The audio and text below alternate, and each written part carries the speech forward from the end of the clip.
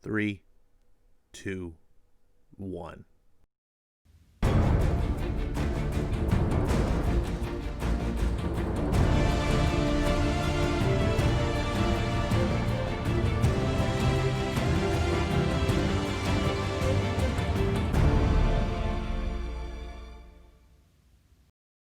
What's going on, everyone? You're watching Ash on Comics. My name is Ash, and I totally forgot about Marvel previews. I didn't see an actual Marvel previews. They got this new thing. I don't know if it's replacing previews or if this was just a pandemic thing while Diamond was down. I don't know what it is, but it's this Marvel, just Marvel August 2020. Really creative house of ideas. Really creative.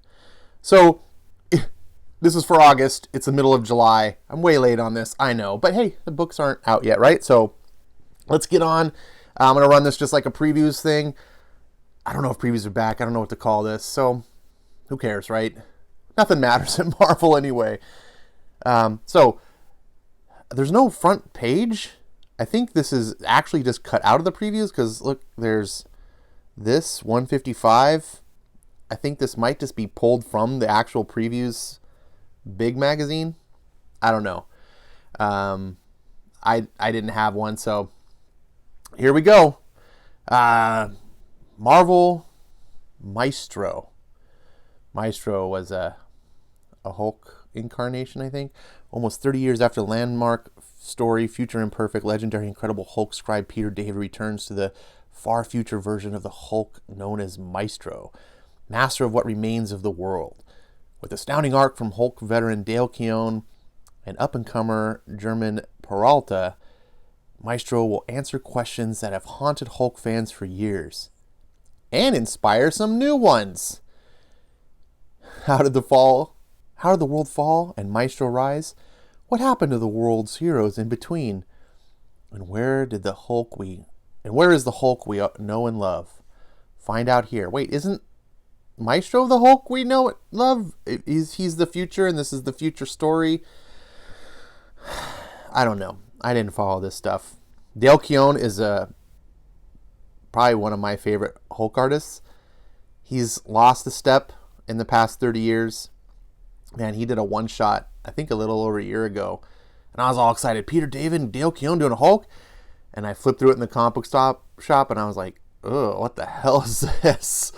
This is looking a little bit closer, this cover, to what I remember Dale Keown looking like, but it's still not quite there. Hopefully, he gets his old stuff back. So, here's a bunch of crappy covers. Jeez. I know someone's going to yell at me because one of those is George Perez. This one. Sorry, man. George Perez has lost a step. I'm not going to say that's a great cover just because it's got a legendary name on it. Empire's still going on. Remember Empire? At the time of this recording, Empire hasn't even really started yet. They're still on the 0 issues. But this is in 2 weeks, August. It's going to be on Empire 4 and 5 coming out in August. They're just going to barf this at you like projectile vomit, and you just better inhale and suck it all in as fast as you can. I mean, they cut 21 issues out for you, so it'll be a little bit easier, but you're still got to get 31 issues over, a course of 2 months? However long this is. Oh, my God. Empire, XMen. As if there weren't enough X books out right now. We need special... Oh, good Lord. Good Lord. What's going on in X-Men right now is a travesty. I never thought that I would almost wish for the days of X-Men Red. I mean, I don't, but I just thought you couldn't really make it worse. I just thought, oh God, Jonathan Hickman's here. It's going to bring back some semblance of decency and quality. No, now we've got...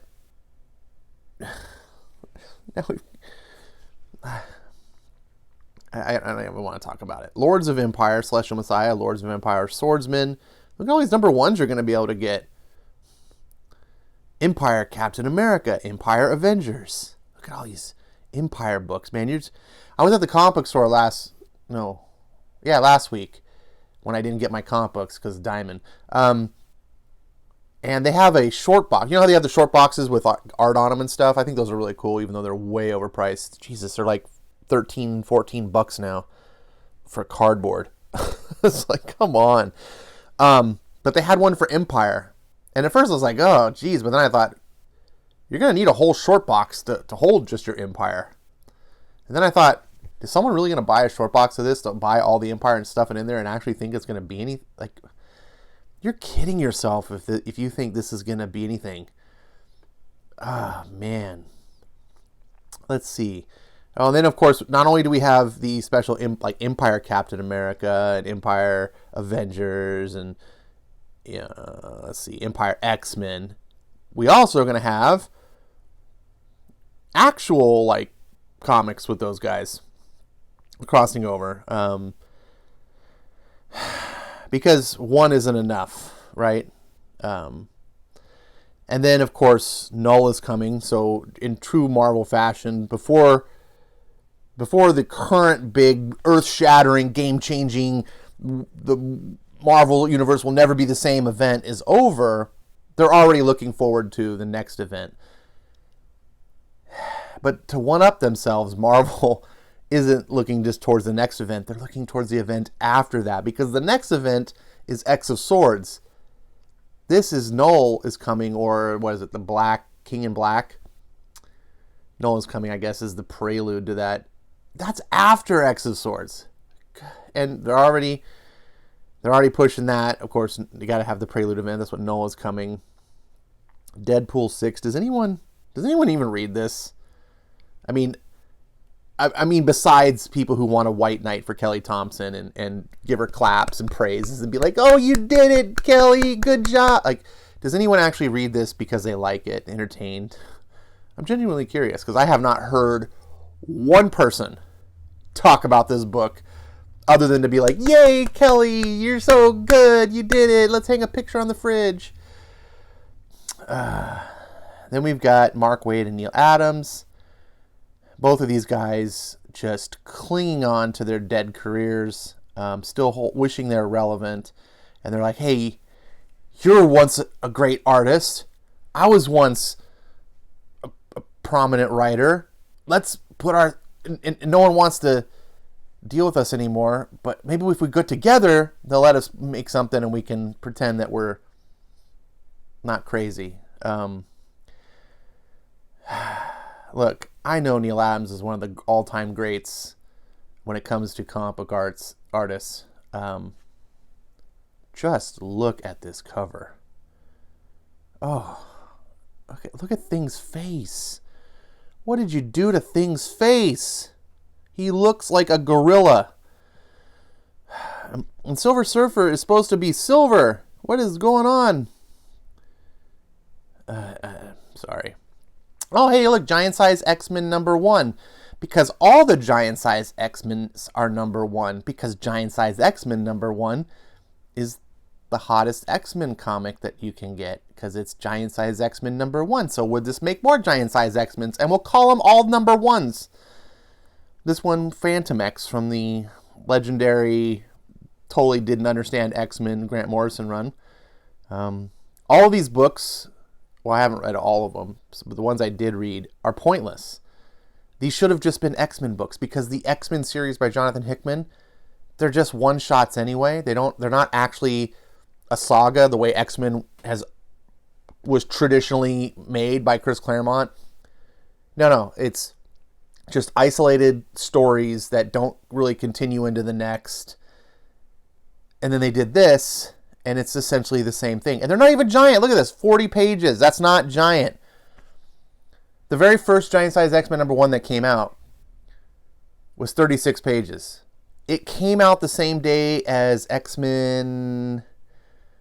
I don't remember which issue it was. But the X-Men that came out that day, the same day, was also 36 pages. If X-Men and Giant Size X-Men are both 36 pages, how are you calling one Giant Size and the other not? And if they're both just individual stories that don't really relate to anything, why not just make this Phantom X? Why don't you just make it an issue of X-Men? You want to know why? Right there. Right there. That number one is going to sucker you in. Marvel has a lot of fans that don't even read comics. They just collect. They just, like baseball cards. They just collect them, and then you always got to get the number ones, and they know. Raise Your Swords. Hellions number 3. Remember when the X-Men had villains? Now the villains are the heroes. The Marauders, remember they killed all the X-Men, the Hellions killed. Now there's Marauders and Hellions are part of the... It's so stupid. And then, of course, I got to bring back X Factor. But what the hell is this? No one knows. Look at this. And this dude. How many Wolverine knockoffs do we need? It would be really cool if we made a Wolverine character and he had a claw that came out from under his wrist, under the palm of his hand. That would be cool. He'd be really different. And oh, look, we can give him a man bun. Oh God. By Leah Williams. Oh my God, this thing is dead on arrival. X Factor. X of Swords starts next month, kiddos. Don't forget, because Empire will not be over. Cable, look at this. Look at what Cable in 2020 looks like. This kid laid Wolverine out flat. But he's got a big sword. Stupid. Oh, speaking of Wolverine. Wolverine, apparently, you get to see the menage a trois. Is it really a menage a trois if it's a foursome? Disgusting. It's just exploitive degeneracy, using tools of our fandom to help sell their agenda. Speaking of selling their agenda, God Loves Man Kills. I got the original of this when it was originally just graphic novels. It's the one thing that progressives can point to from the 80s is like, look, there was a political story. Yeah, it was a side story as a graphic novel, intentionally not put in the continuity because they didn't want to pollute comics with politics. And that's why you can only find one. But here it's their saving grace, and it's really nice because they can have a big white preacher guy as the villain. They love that. Let's see, Excalibur. I got this book's still going. XMen. How is Colossus not dead? Right here, someone tell me that. How is Colossus not dead? Let's see what it says. After taking on the Flower Cartel, Logan has brought back valuable intel to the mutant CIA. The non-treaty nation of Russia is working to undermine Krakoa. It's always the damn Russians. And maybe align with Xeno. Beast wants Colossus on their side as the first drumbeats of war begin to sound. Yawn. X-Men 11. Looks Magneto. It's a picture of Magneto. There's a lot of plant stuff going on here. I stopped following this. The Queen is dead. You can't die, apparently, if you're an X-Men. So why is this? Why? Someone tell me. They keep killing these characters. What is it that Quentin died? I hate that character. I was so happy. He's dead. Oh, no, he's not dead because none of these characters can die. Stupid. Nothing matters in Marvel. Iron Man 2020, you want to talk about... This is supposed to be the big event, right? 2020. Iron Man 2020. Marvel's been waiting for doing this forever. We're actually going to hit 2020. We can bring back Iron Man 2020 back. This thing was... this thing was stillborn. No one cared. It's awful. And here's these books, and they're still coming out, and no one's talking about them because everyone hates them. You know what they're talking about? They're not talking about Iron Man 2020 anymore. Marvel has gone beyond and pushing the new reboot of Iron Man. While Iron Man is in the big event of Iron Man 2020, Marvel's not talking about it, and they're instead pushing their next thing. They're in the middle of failing. They're in a death. What is it? The death throes when you're actually dead, but your brain is still firing and you're like twitching. That's what Marvel's doing, and it's just and you know, some people are buying into it. It's like, oh, but they're relaunching it. It's going to be a new Iron Man designed by Alex Ross. No, they're going to finally do it right. This is what I tried to tell people when Jonathan Hickman came on XMen. They're like, oh, they're going to do it right. And I said, no, they're not. It doesn't matter who you put on the book. It doesn't matter because it's still Marvel. And sure enough, even though House of X, Powers of X was amazing, Claude Hickman, fantastic book. It got me to buy X-Men again when the X-Men launched. I gave it 6 issues, and I was like, I can't stand this anymore. I promised 6 issues, and I gave it 6 issues. I wish I could get all my money back. It's atrocious. I don't have any faith. Maybe Iron Man will be good, but it'll be good for what? At most, a couple months, 3, 4, 6 months. And then Marvel will trash it because that's what they always do. They do this bullshit. They exploit everything. Avengers 35. Is that Moon Knight holding Thor's hammer? Oh, good God. Does everyone now worthy of Thor's hammer but Thor? An empowered god like Moon Knight has just saved the world from fiery ruin. Now an army of mummies and moon priests begins to reshape the world in the image of ancient Egypt. But where does that leave the Avengers? Broken, imprisoned, or on the run in the moonlit streets of New Thebes City. Wait a second. How is this happening when Empire's going on?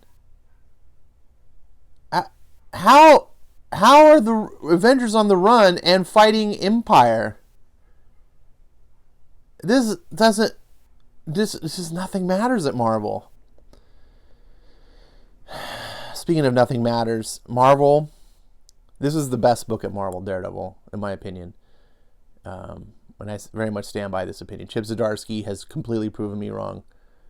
And I don't normally like buying annuals because usually annuals are just, modern day annuals are just garbage. There's just an excuse to sell an overpriced book with a number 1 on it, often because the series doesn't last long enough to have a second annual. They reboot it, so they get another number 1 annual. But Chip Zdarsky's proven me wrong. And normally, like I said, the art or the team on the annual is someone different. It's just an irrelevant book. And I'm just like, I just want to collect the main series. I can ignore the annual.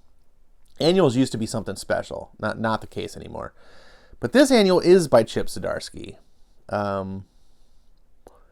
Even a cover by Chip Zdarsky. But then they called it One More Day. And I'm like, what are you doing, Marvel?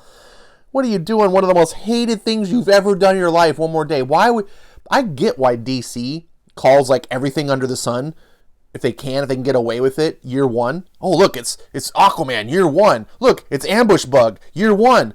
Like, because year 1, the very original one with Batman, is one of the greatest comics of all time. And it's associated with greatness.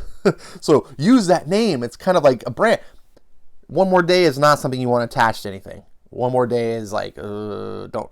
So I saw this, I was like, are you fucking kidding me?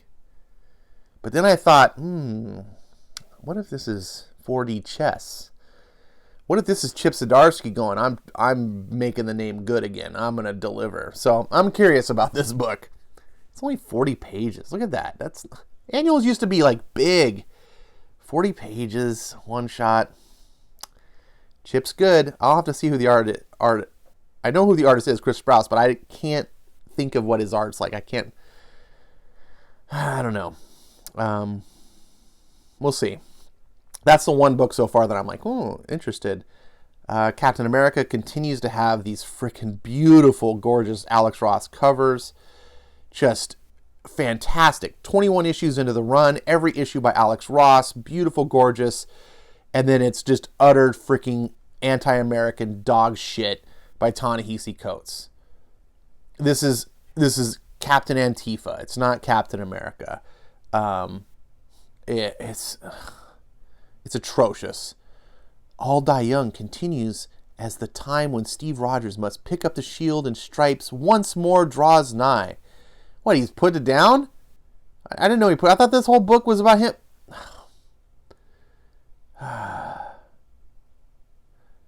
It just sucks. These beautiful covers. But again, remember what I told you? So many Marvel fans buy this book and they're just happy to have, they like Captain America. They go watch all the movies. They got these beautiful covers. They don't read what's inside. They don't even know. They don't care. What you don't know can't hurt you, right? Immortal Hulk. It's being canceled. This was once the top Marvel book. This was Hulk was the top Marvel book. That was an achievement that I had to applaud Al Ewing, even though he's an asshole. I had to applaud him and say, look, bud, you took Hulk to the top of the mountain. Like, good for you. And then he decided, now I'm going to just go all freaking woke PC bullshit and anti-capitalist. Just like start preaching in the comics. And everyone said, oh, I'm out. And he destroyed Hulk. He jumped off the mountain. And so now Hulk is going to be canceled. Well, in 15 more issues. Which is what, 7 months? Because it's double shipping. Al Ewing. And then they're going to Immortal She-Hulk. Why? Why, Marvel? Are you just riddled with incompetence? Everyone loved this book. This is what the editor-in-chief should have been applauding the group editor for Hulk, who should have been patting the back on the main editor, who should have been patting the back on Al Ewing. And one of their top priorities at Marvel should have been, let's keep this ball rolling. I'm personally not a fan as an individual, but I know every book's not for me. And a lot of people love this book. Make them happy. Nope, can't do it. One of the most top-selling comic books of all time that you can probably find at your local comic book store for cover price is getting a facsimile edition for $3.99. You could probably find this book for less than $3.99, the actual one. But Marvel's running out of facsimiles to do, apparently. This should be a True Believers book. This should not be a facsimile. Come on. Oh, Black Cat. I just want to vomit. Black Cat's getting Iron Man armor. Woo! Does everyone in Marvel get Iron Man armor now? Is that how that works? Can we just do that? Can we just make Iron Man more stupid? Can you botch this character even more, Marvel? Just everyone get Iron Man. Let's give Aunt May a suit of Iron Man armor. Then Peter Parker won't have to worry about it getting hurt, right? And then he can, stupid. I read the first issue, did a review of Black Cat #1, and it was atrocious. I mean, I like the J. Scott Campbell covers, but again, that's what Marvel knows who they're selling to. They're selling to people that go, ooh, yeah, look at that hot, sexy Black Cat, and oh yeah, that guy looks like Robert Downey Jr. I like those movies. They don't read. Thor #6. By the way, that is not the cover to Thor #6. Way to go, Marvel. Put the cover of Thor #5 in your preview. Unless you're going to use the cover again. I don't know. This is a fun series. I did a review, I think, on all the books. I have a review up of Thor #5 if you're curious. My thoughts on the book. It's good, but not great. This was probably my least favorite of the Thors, but I'm still buying it. This is one of the few books at Marvel that I put the Aphra Comics seal of approval. Guardians of the Galaxy #5. Al Ewing, the Moondragon is a hero. With her wife at her side, she came to our reality from a dimension of heroes to save us all from evil. Fucking vomit. Oh, thank God. The woman, the lesbian woman from the world of heroes came to save us all. But our reality already had a Moondragon, and she can't be a hero all the time. The Dragon of the Moon has returned. What? This doesn't even make sense. Yeah, I dropped that series once Kate's run was over. I would have tried it at 13, but it didn't go to 13. It went back to #1. And I said, F you, Marvel. I'm not playing these stupid games, reboots all the time. Star Wars Dr. Aphra is a character I never cared about. I like the idea. I like the idea of trying to make original Star Wars characters to have their own adventures and not just everything be Han, Luke, and Leia all the time. But this just seemed... This reminds me of way back in the day when Star Trek Voyager came out. And they didn't seem to have like a good, like honest intentions about it. It came out was like, we need a Star Trek with a female captain. It wasn't based on a creator who's like, I got a great idea for a story and a show. It was all political. We need a female captain. We need a black Vulcan. It was one of the original woke shows.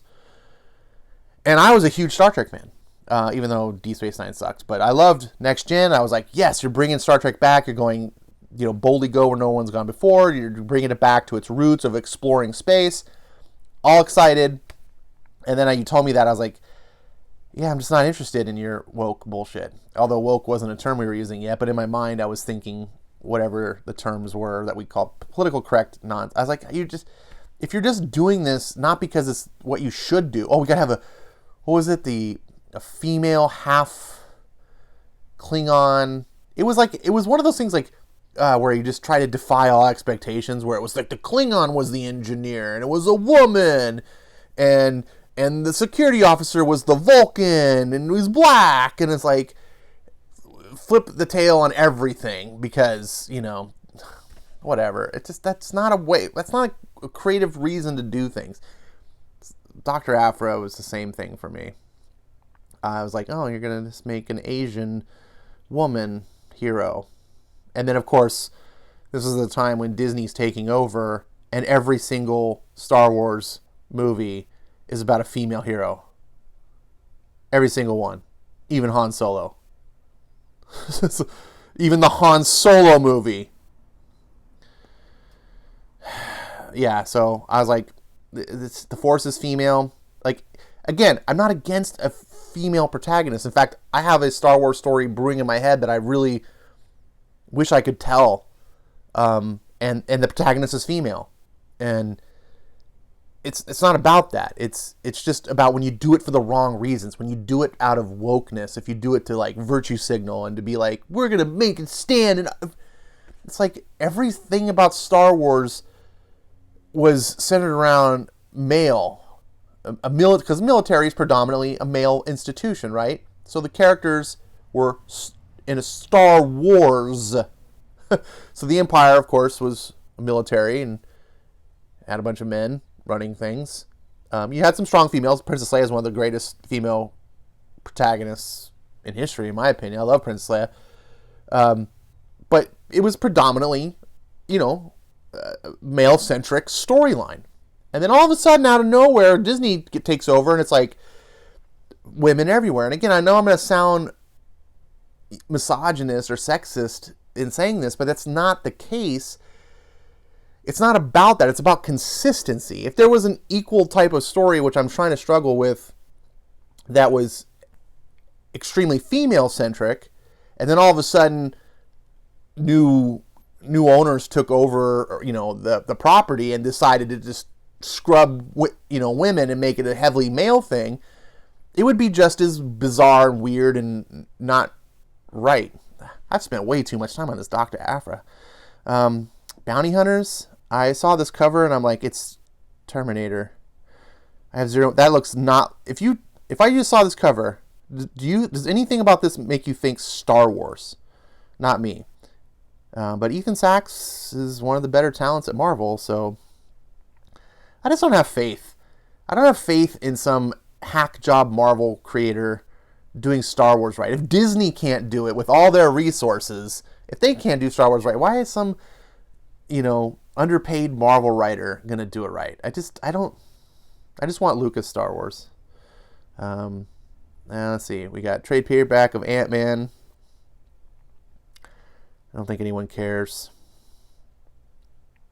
Ghost Rider. I don't think anyone cares about this. People do care about this. This is good. Oh, you're going to get the entire thing in one big trade. Yeah, this is the way to go. 400 pages.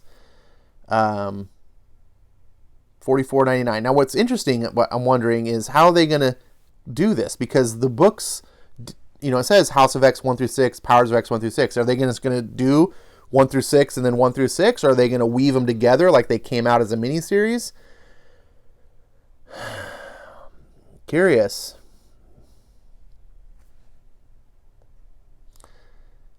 Eternals by Neil Gaiman. Hardcover. $35. I'm curious to read this. I like John Romita Jr. Neil Gaiman, of course, is a legendary writer. I've never heard anything great. I've never heard anyone go, oh my God, have you read this Eternals? Most people are like, meh. But I am curious about them. And then, of course, you get the old Jack Kirby. 1,000. Look at 1,100 pages, $125. This would be the one to go with. Tomb of Dracula. I guess there's some Tomb of Dracula fans out there, but I could care less. And then there's this.